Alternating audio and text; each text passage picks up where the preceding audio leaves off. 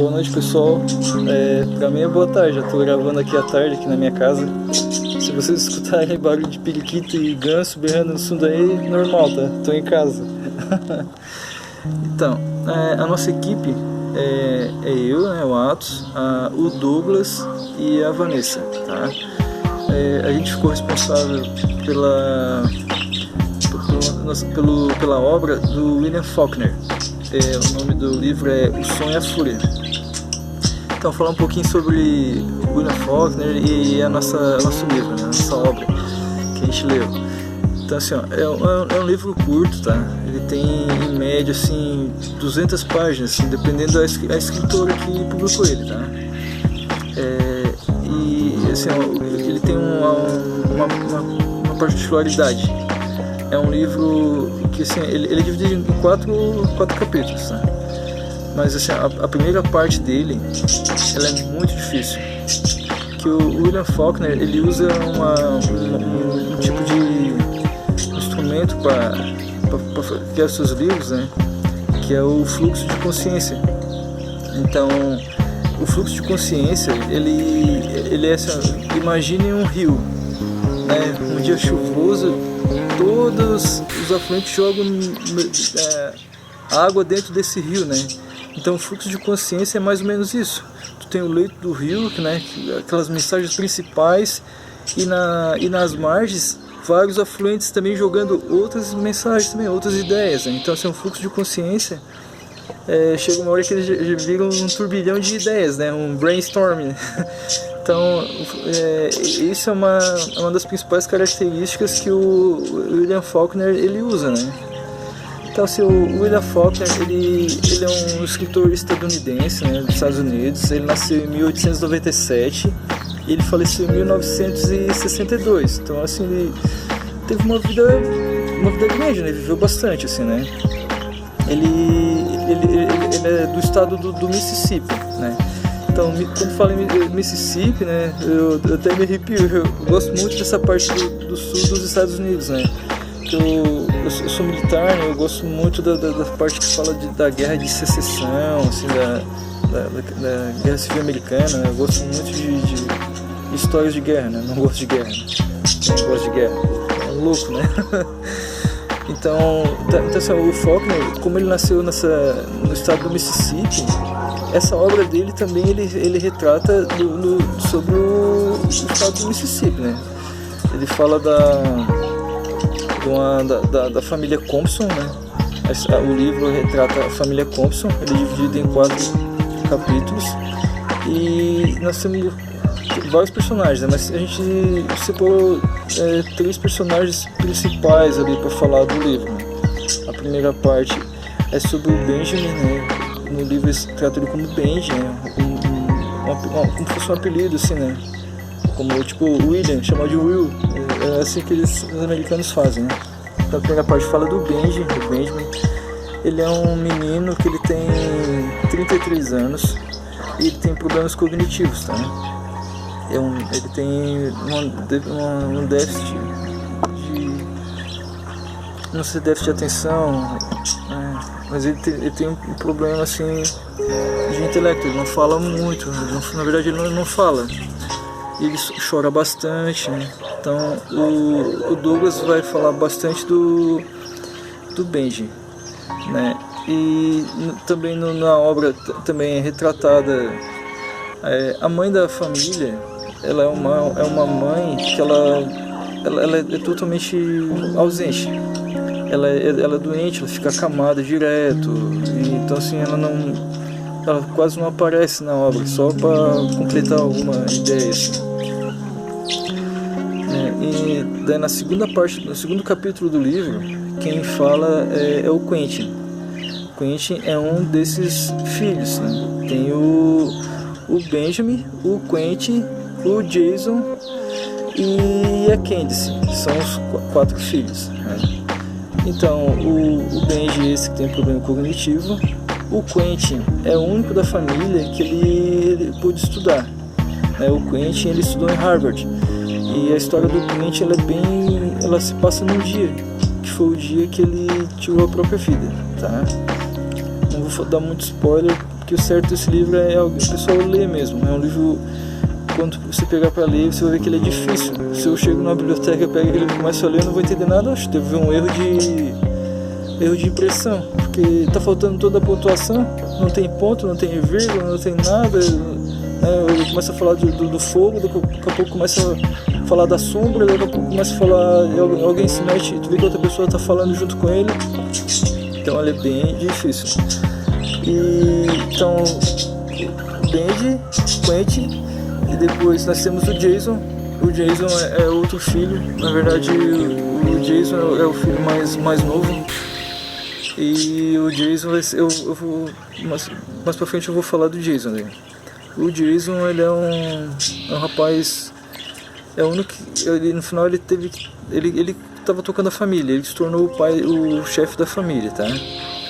E a outra participação importante, né, do quarto capítulo da obra, quem retrata é a Dilsey. A Dilsey, ela é a figura mais materna da obra. Ela chega a ser mais mãe do que a própria mãe da família ali, dos filhos, tá?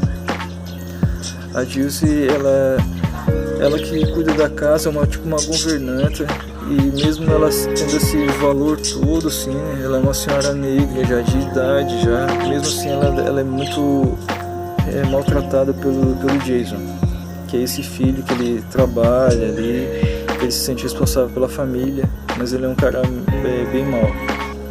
Mais um pouco do livro assim também falando, que é uma história, o livro é uma história triste, né? Como o nome já diz, o som e a fúria, né? Esse trecho do livro, do título, né? Faulkner ele tirou de Macbeth, né? Então ele fala que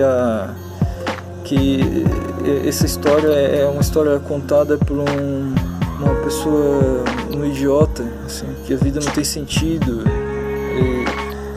E a Dilsey, ela vê tudo isso. A Dilsey, ela não tem um capítulo específico dela, assim, mas quer dizer, desculpa, ela tem um capítulo específico dela, mas ela nunca vê ela assim muito como a personagem principal, assim, na família ali. Não entendo isso no livro, apesar de ter lido e relido várias partes, que ele é bem complicado. Mas ela tem o valor dela para mim, como ela que organiza toda a casa, os horários das pessoas, ela sabe o que eles têm que fazer, onde eles têm que ir. Ela viu a família crescer e viu a família ruir.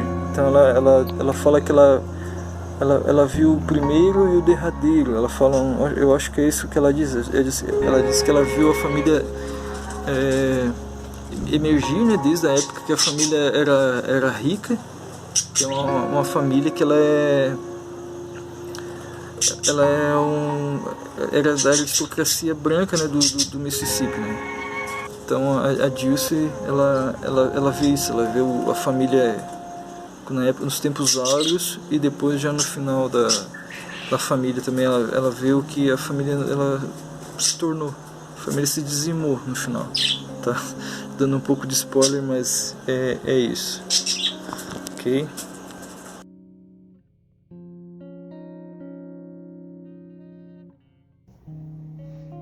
Olá pessoal, boa noite. Então, dando continuidade à apresentação, essa abertura que o Arctus realizou, um dos personagens é o Benji, chamado Benjamin, e ele é um dos personagens assim mais intrigantes e que faz o primeiro capítulo assim você entrar na frequência de pensamento desse personagem, que é uma das características do autor William Faulkner sobre a escrita dos livros com fluxo de consciência.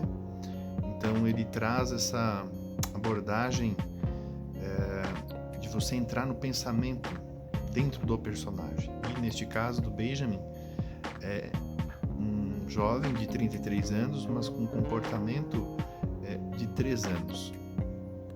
O livro foi escrito em 1929, então se formos pensar naquela época que foi escrito o livro, e devemos sim considerar, o autor ele foi ganhar um prêmio Nobel apenas em 1949. Então, esse tipo de escrita também se assemelha a James Joyce, Ulisses, né? No livro Ulisses, também tem essa característica de fluxo de consciência.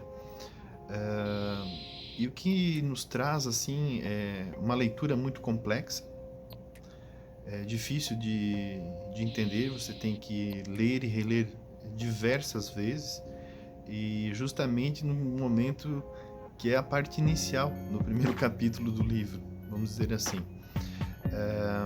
E você entra nessa loucura, nessa frequência de pensamento do personagem, do Bendy. Eu posso dizer tecnicamente que para aquela... Hoje, né, se entende, as análises literárias até relatam que poderia-se ter um diagnóstico desse personagem que está dentro do autismo. Esse autismo que a gente tem hoje conhecimento, que tem tratamento, a princípio ainda não cura, mas que existe um acompanhamento e tratamento para minimizar os danos. Só que naquela época, se você imaginar em 1929, vamos considerar que a psicologia nasceu nos anos de 1900 com Freud, né, encabeçando aí a existência da psicologia, e tem uma forte influência da psicanálise sobre os impulsos, os instintos, as repressões, sobre o inconsciente, o registro deste universo subjetivo, mas que naquela época não se tinha diagnóstico de autismo. Muito pelo contrário, ou você era neurótico, pertencente ao mundo normal das pessoas, ou psicótico, que no caso é o que fica caracterizado esse personagem, que ele era na verdade um paciente psicótico. Para aquela época era um personagem psicótico, certo? E é importante a gente fazer essa análise interpretativa, porque se existe um estigma até hoje sobre o universo da loucura, você imagina lá em 1929, 1930, naquela década, era muito mais, né? Tinha um significado muito maior, e como já relatado,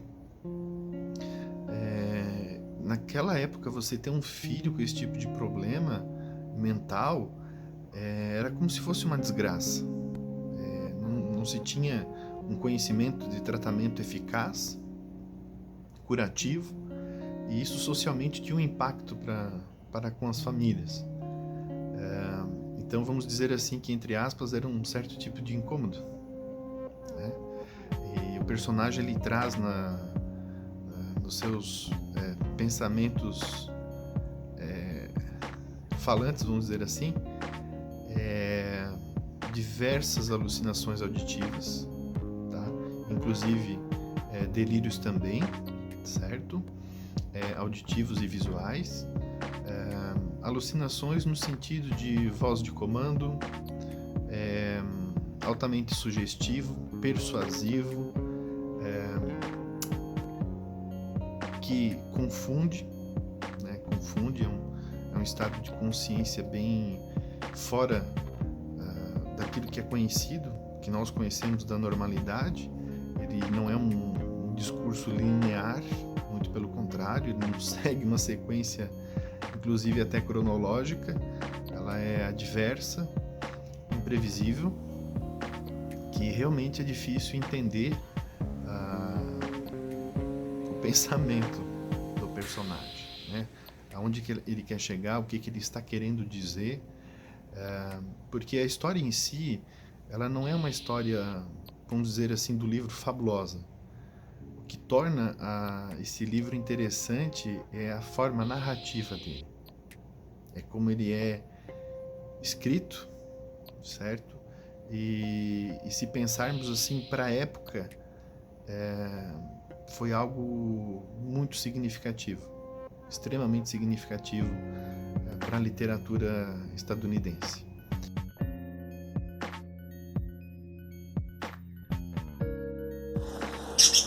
Vamos lá, pessoal. Então agora eu vou falar um pouco sobre o Jason Compson. Jason Compson IV, ele é o filho mais novo da família Compson.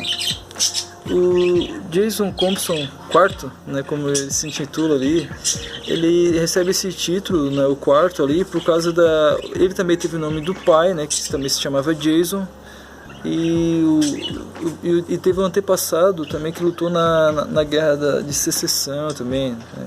O livro, ele é retratado assim, no período de 18 anos, né, de 1910 a 1928, né, ou seja, 1910, 45 anos antes, teria acabado a guerra de secessão americana, né, guerra civil estadunidense, né. Então daí o Jason IV, que esse personagem que eu vou falar, eu até confesso que às vezes eu me identifico um pouco com ele. No caso, o meu lado ruim, né? Mas deixando o lado pessoal, sim. O Jason, ele é um rapaz preconceituoso. Ele é um rapaz, ele é racista, ele é machista, ele é violento, ele é desleal e mentiroso também. Desleal e mentiroso são sinônimos, né? Mas ele é assim. Ele né, claro, uma coisa não pode justificar a outra, mas o Jason, ele é um rapaz que ele não teve estudo, ele não conseguiu estudar, e da família dele somente o irmão dele, o Quentin, que conseguiu estudar, né? O Quentin foi para Harvard, né? Como foi dito anteriormente, né? E o Jason, ele assistiu isso, a família tendo que vender parte da terra do irmão dele, aquele irmãozinho dele que tem problema cognitivo, né, do Benjamin, né, do Benji, vendeu parte da terra do Benji que era a parte do terreno melhor, né, que virou um local para jogar um campo de golfe, né, vendeu essa parte do terreno para pagar os estudos em Harvard do irmão Quentin. Então o Jason, ele já é meio revoltado já desde cedo já. Enquanto o irmão estava estudando, ele já estava trabalhando já. E a irmã dele, a Candice, né, a Cady, ela era uma menina, como é que eu vou dizer, que, assim, naquele período, acho que no mundo todo, né, uma moça, ela teria que se comportar muito exemplarmente, né, podemos dizer assim, né? E a Candice, ela já não era assim já. Ela já gostava bastante de namorar, bastante namoricos, assim, né? Tanto que a Candice, ela ficou grávida. Ficou grávida e se separou do maribondo. Se separou desse namorado dela, né? E ela teve que sair de casa. E a filhinha dela ficou aos cuidados da família, né? Porque Jason morava, né? Ficou aos cuidados da mãe do Jason, o Jason, né? Com o Benjamin, ficou morando ali, e mais a criada da casa, né? Que era a Dilce, e os filhos da Dilce também. Então, a partir do momento que o Sr. Jason, ele faleceu, Jason pai, no caso, né? Que ele era um professor universitário, ele faleceu, e ele era com álcool, né? O problema não, acho que ele adorava o álcool, né? Então ele morreu por problemas de alcoolismo, né? Apesar de tudo, era um professor universitário. Quando ele faleceu, o Jason, ele ficou responsável pela família. E essa irmã dele, a Candice, ela saiu de casa. Ela saiu de casa, mas ela conseguiu tocar a vida dela, e ela mandava dinheiro pra família, pra cuidar da filhinha dela. O Quentin, que foi esse menino que foi estudar em Harvard, ele morre, tá? Ele comete suicídio. E para honrar o nome dele, essa filhinha a filha da Candy, eles botam o nome dela de Quentin, porque o nome Quentin lá é um nome homônimo nos Estados Unidos, né? Tanto pode ser de homem ou de mulher, igual como no Brasil temos Muriel, né? Eu tenho um primo que é Muriel, e aqui perto de casa tem uma senhora que o nome dela é Muriel também, né? Então o Jason, ele se torna o chefe da família. E como diz acreditado, né, que tu quer conhecer alguém, tu dê poderes a ele, né? então ele se tornando o Jason se tornando o chefe da família, ele se torna mais autoritário ainda do que a natureza dele já é, né? De como ele já cresceu sendo assim autoritário. Então assim, ele cresceu muito revoltado com isso, porque ele tem um irmão que tem problema cognitivo. Ele era louco para mandar esse irmão dele para um local para pessoas com problemas cognitivos mesmo, tipo como a gente chama aqui atualmente a paz assim da vida, né? Hoje os estudos já indicam as escolas já estão fazendo meios para receber essas pessoas, assim, essas crianças com problemas cognitivos, né? E só que naquela época não, a pessoa nascia assim e já tentava descartar, né? Mandava para a Pai da Vida e outras entidades que eu não recordo o nome, não sei também. E o Jason, ele tinha esse mesmo pensamento. Ele queria tirar o irmão dele da família, porque só não fazia nada, só dava trabalho, né? E então o Jason, como eu falei que ele é um cara desonesto ali, né? É porque assim, ele teve vários períodos, né? Ele destratava muito a Dilce, né? Que é assim, a empregada da casa ali, né? Ele destratava ela direto, né? Por ela ser negra e pobre. Ele era bem exigente, ele queria o café dele na hora, o almoço tinha que ser servido na hora. Ele fazia questão que todo mundo estivesse na mesa ali, né? Mas não porque as pessoas sentiam essa necessidade, é porque ele queria sentir aquele poder dele de que manda na casa, né? E a mãe dele, como era uma pessoa acamada, ela concordava com ele, né? Você tem que concordar com ele, porque ele é o chefe da família, e se ele quer, nós temos que fazer assim. Assim, de tanto ele ser assim, malandro, né? E tentar lograr os outros, né? Essa irmã dele, a Candice, ela dava dinheiro para a família cuidar da filhinha dela, né? A Quentin, né? A Quentin é pequena, né?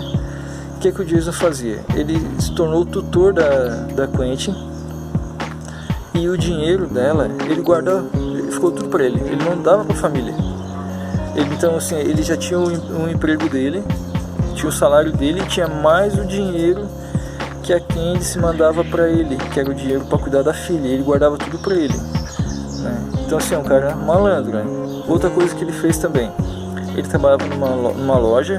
Ele disse para a mãe dele que ele se tornou sócio da empresa, mas para se tornar sócio ele tinha que entrar com o dinheiro de $1.000 para ser sócio da empresa. E a mãe dele ajudou também, ele foi lá, deu o dinheiro e logo ele apareceu com um carro, né? A mãe dele pensou, o meu filho está muito bem na vida, agora ele é sócio da empresa onde ele trabalha, já comprou um carro. Mas na verdade esse dinheiro ele só comprou o carro e guardou um pouco de dinheiro para ele.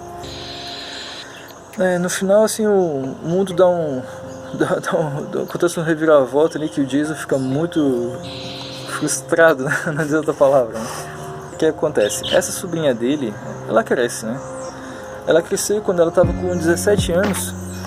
Na cidade teve um circo, aquele circo itinerante assim, que aparece nas cidades, assim, né? E ela conheceu um rapaz ali, começou a namorar com ele, o cara também tinha um carro. O que ela fez? O quarto do Jason era chaveado direto, sempre chaveado. Ninguém entrava no quarto dele, nem para limpar, ele deixava bem as 7 chaves, né? Então, essa sobrinha dele, ela pegou, a Quentin, ela pulou, arrombou a janela, entrou no quarto dele, arrombou a gaveta que ele guardava o dinheiro. Ela pegou todo o dinheiro que ele tinha, que ali estava o dinheiro das economias dele, do pagamento dele, e o dinheiro que ele tinha subtraído da sobrinha. E ela fugiu com esse rapaz do circo. O que aconteceu? Daí o Jason queria que a polícia fosse atrás da sobrinha dele para rever o dinheiro. Ele falou que tinha sido roubado. Na verdade é furto, né? Ele falou que tinha sido furtado pela sobrinha, que ela fugiu com o rapaz do circo. Só que ele não podia contar pra polícia a origem do que aconteceu mesmo do dinheiro, né? Que na verdade o Jason já estava furtando aquele dinheiro ali há muito tempo já, né? Da família, da mãe, da sobrinha, né? Mas ele falou que a polícia exigiu que a polícia fosse atrás lá, porque o dinheiro é meu. Mas aí o policial começou a indagar ele do dinheiro. Você tem que comprovar que esse dinheiro é teu. Ele se enrolou todo e não conseguiu provar, né? Então assim, o Jason no final, o malandrão se ferra no final, né? Então essa é mais ou menos a história do Jason Compson, o quarto, né? Beleza?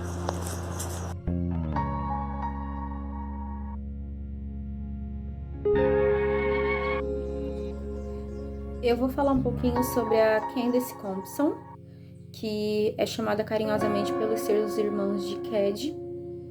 E a Cad, no meu ponto de vista, é a personagem principal desse livro, apesar dela não ter um capítulo próprio para ela, mas ela é citada por todos os irmãos em momentos de amor e ódio, mas ela se mostra muito importante e ela influencia muito na vida de todos eles. Começando pelo Benji, que é um irmão que tem um problema intelectual, né? E ela é muito carinhosa com ele, né? Ele é renegado pela sua mãe. Então a Cad, ela meio que toma um papel de mãe. Ela cuida do Benji como se ele fosse filho dela. E ela tem esse mesmo papel com o Quentin, né? E ele se mostra até um pouco obcecado por ela, né? Como se ela fosse a imagem de uma santa, né? A imagem de perfeição. Já o Jason, né? Ele é um irmão que, desde o começo, ele se mostra um personagem mau, ruim. E ele também tem sentimentos ruins por Cad. A Cad, ela desde criança, ela se mostra assim muito à frente do seu tempo e ela é muito aventureira e ela quebra barreiras, ela desconstrói preconceitos e isso incomoda muito a família dela, que é uma família muito tradicional. Na verdade, o único apoio que ela tem é do seu pai. E até inclusive tem um episódio onde ela tá brincando num rio com seus irmãos. E ela acaba tirando sua roupa pra brincar e ela acaba lameando a sua calcinha, né? Então, inclusive é falado pra ela, a mãe vai te dar uma surra por conta disso. E ela não liga nem um pouco. Ela também é a personagem que no dia do velório da sua avó, ela sobe numa árvore pra tentar enxergar o velório. Então, ela não tem nem um pouco de medo de sofrer represália da sua família. Porém também a Cad, ela é muito nova, já ela desperta a sua sexualidade, né? Ela perde a virgindade muito nova, o que é um problema para sua família, e isso acaba gerando muita confusão. Ela é vista como a filha promíscua, ela é renegada, enfim. E, inclusive, ela até se sente um pouco culpada, né, pelo que o Benji pensa dela. Ela se preocupa muito com os pensamentos dele, porém, por outro lado, ela não se importa nem um pouco e ela não consegue entender o porquê que o Quentin, né, não apoia ela e acha que tudo que ela faz é errado, ela tem engravidado cedo é errado. Do Quentin ela não consegue entender isso, mas do Benji ela se sente um pouco culpada por saber que ele tem esse sentimento dela, de que via ela como uma mãe e agora ela, né, acabou se tornando uma pessoa um pouco promíscua. Apesar de tudo isso, né, ela é renegada pela família, né, é abastada, mas por um lado isso foi bom, porque ela conseguiu se desvencilhar de todo aquele círculo de coisas ruins, né, que acontece com essa família, de todo o preconceito, de todo o narcisismo que cerca as pessoas dessa família, né? Então ela, por mais que ela tenha sido renegada, isso pra ela foi bom porque ela conseguiu escapar de tudo isso, coisa que o Quentin não conseguiu e a gente vê que ele acaba inclusive se matando, né? Então, a Cad, né, ela conhece o Dalton Hermes, né, que daí é a pessoa que engravida ela. Porém, a família não deixa ela se casar com ele, né, e faz ela se casar com um banqueiro, que é o Sidney Herbert. E aí ela finge que tá grávida dele e tal, só que um ano depois ele descobre que a filha não é dele, né.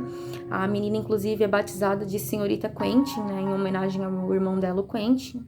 E ele descobre que a filha não é dele, então ele se divorcia dela. A família ficou devastada por ela agora ser uma mulher divorciada, renegada pelo marido. Então eles tomam a filha dela, a senhorita Quentin, eles roubam dela E só que não deixam ela voltar para casa, né? A mãe, inclusive, não deixa nem ser tocado no nome dela dentro de casa. E cria a senhorita Quentin como se fosse sua filha. Então ela é criada, na verdade, por essa mãe e pelo tio, o Jason, né? Então essa menina não poderia ser criada por pessoas piores, que são esses dois narcisistas no livro, né? E mesmo assim a Cad, ela quer ser mãe da sua filha, ela desenvolve os sentimentos maternos mesmo, né? Coisa que ela não teve da sua mãe, mas ela desenvolve pela sua filha. E como ela não pode nem ver a sua filha e cuidar da sua filha, todo mês ela envia um cheque de $200, né, para ajudar na criação da menina. Porém, a mãe é tão ruim que nem o cheque ela aceita. Todo mês ela queima o cheque e ainda fala que é em nome de Deus, que Deus está vendo tudo isso, que ela está certa. Porém, ela não sabe que ela está queimando um cheque falso, porque na verdade o Jason ele é tão sem escrúpulos que ele rouba, né, o cheque da pensão da senhorita Quentin. E ele fica com esse cheque para ele, faz um cheque falsificado e entrega para a mãe. Inclusive agora eu vou fazer uma citação do Quentin, se referindo a Cad. Essa citação é de 2 de junho de 1910 e diz o seguinte: no sul, você tem vergonha de ser virgem. Rapazes, homens, eles mentem sobre isso, porque significa menos para as mulheres. Porque significa menos para as mulheres, disse o pai. Ele disse que foi o homem que inventou a virgindade, não a mulher. E eu disse: por que não poderia ter sido eu e não ela, que não é virgem? E ele disse: é por isso que isso também é triste. Nada vale a pena mudar isso. E Shervin disse que se ele tem mais bom senso do que eu, perseguir as putinhas sujas. E eu disse: você já teve uma irmã? Você fez? Você fez? Então, com essa fala do Quentin, a gente consegue sentir toda a indignação que ele tem, né? Porque ele vê que na rua a irmã dele realmente é tratada como uma putinha suja, né? Então, ele até, inclusive, fala ali pro Shervin, né? Você já teve uma irmã, né? Porque a irmã dele estava sendo tratada como uma putinha suja, né? E isso machuca tanto ele que, inclusive, ele se mata, né? Por causa disso. E, enfim, isso é o que eu tenho pra falar um pouco sobre essa personagem. E espero que tenha ficado claro. E é isso, tchau, tchau.